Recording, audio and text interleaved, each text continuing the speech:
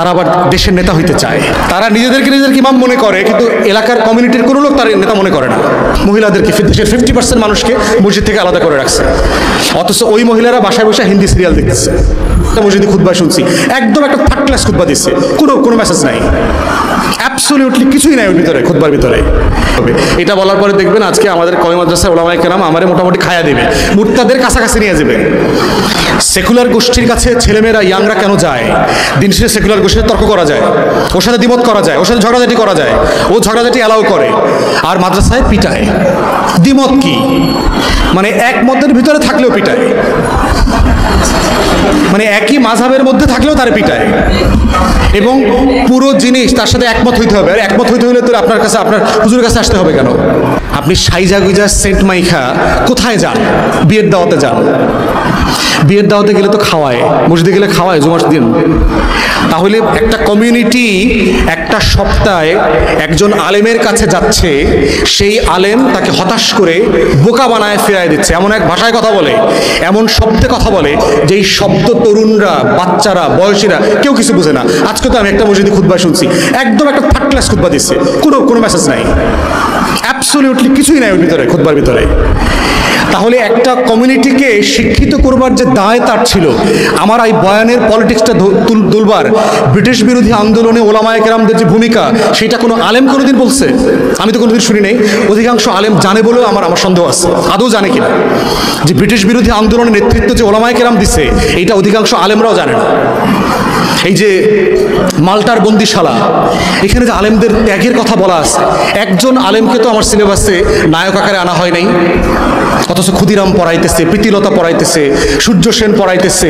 একটা আপাতমস্তক ক্রিমিনাল গোষ্ঠী ছিল, একদম বদিয়া যে রাজনীতি করতেছে, যেই কারণে আমরা মোদিকে অপছন্দ করি, বিজেপির হিন্দুত্ববাদী রাজনীতি অপছন্দ করি, এক্স্যাক্টলি সেই রাজনীতি তারা করেছে। অতএব ওলামায়ে কেরামদেরও এক বিশাল হিস্টোরিক্যাল রোল আছে এবং তাদের ফেইলিওর আছে, এবং তাদের আকাবেরদের প্রবলেম হচ্ছে, এখানে মাদ্রাসার স্টুডেন্ট আছে, সমালোচনা নিতে পারে না। সেকুলার গোষ্ঠীর কাছে ছেলেমেয়েরা, ইয়াংরা কেন যায়? দিন শেষে সেকুলার গোষ্ঠীর তর্ক করা যায়, ওর সাথে দ্বিমত করা যায়, ওর সাথে ঝগড়াঝাটি করা যায়, ও ঝগড়াঝাটি অ্যালাউ করে, আর মাদ্রাসায় পিটায়। দ্বিমত কি? মানে এক মতের ভিতরে থাকলেও পিটায়, মানে একই মাযহাবের মধ্যে থাকলেও তার পিটায়, এবং পুরো জিনিস তার সাথে একমত হইতে হবে। আর একমত হইতে হলে তো আপনার কাছে, আপনার হুজুরের কাছে আসতে হবে কেন? হুজুর কেন দরকার? হুজুর দরকার তো দ্বিমত শেখানোর জন্য। আল্লাহ রসুল কেন দরকার ছিল? আল্লাহ চাইলে মুসা আলাইহিস সালামের মতো করে দিলেই তো পারতেন। হেরা গুহায় অথবা এই কাবা শরীফের ওখানে গিয়ে একটা সূরা নাজিল হয়ে যাইত, কাগজে মরুভূমির উপর লেখা থাকতো, মানুষজন গিয়ে ওখান থেকে পয়রা টোকায় নিত। মানুষ পাঠাইতে হয়েছে কেন? রসুলকে দিতে হয়েছে কেন?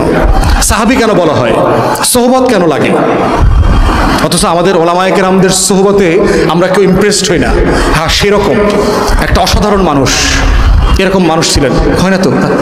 তাদের কথাবার্তা, আচার আচরণ পরিবর্তন করতে হবে, তাদেরকে জনবান্ধব হইতে হবে।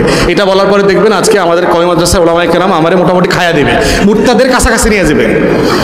ন্যূনতম কোনো বিষয় দ্বিমত তারা অ্যালাউ করে না।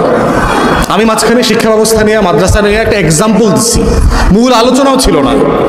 সেইটা নিয়ে দেখলাম যে আপনার মতো একটা জাহেল লোক এই বিষয় নিয়ে কথা বলার সাহস কোথায় হয়?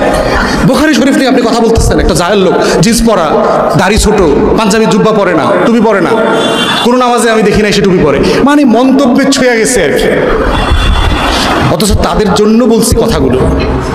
এখন আপনি যারা এতটুকু সমালোচনা নিতে পারে না, তারা আবার দেশের নেতা হইতে চায়, তাদের নাম হইল ইমাম। তারা নিজেদেরকে ইমাম মনে করে, কিন্তু এলাকার কমিউনিটির কোনো লোক তার নেতা মনে করে না। লজ্জার ব্যাপার তো, লজ্জার ব্যাপার না যে আপনি আপনার ইমাম বলতেছেন, আপনারা কেউ ইমাম মনে করে না।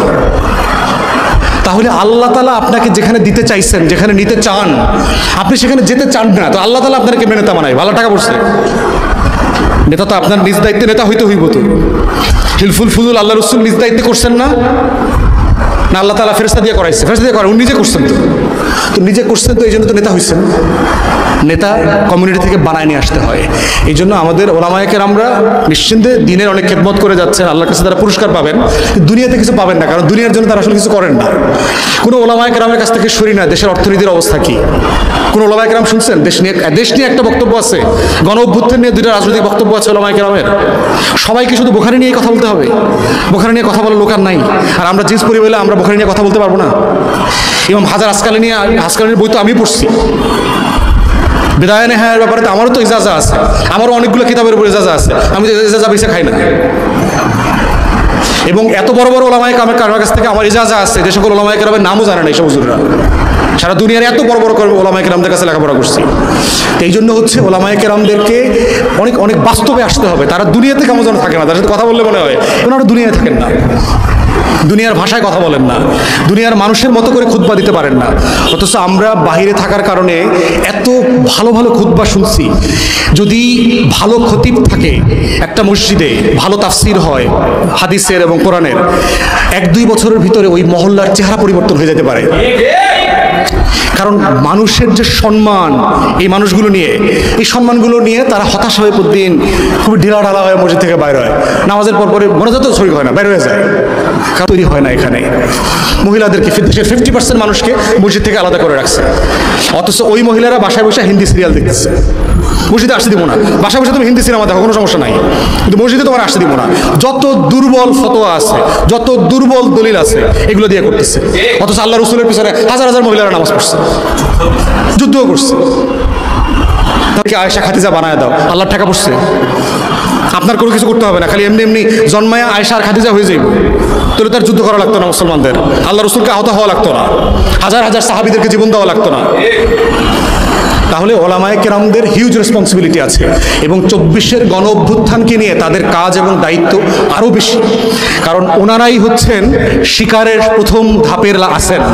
ওলামায়ে কেরামরা যদি মাথায় না নেন, তারা কিন্তু বন্দুকের প্রথম গুলিটাতে ওনাদের নামের তালিকা আছে, ওনাদেরকে মাথায় রাখতে হবে এটা। প্রথম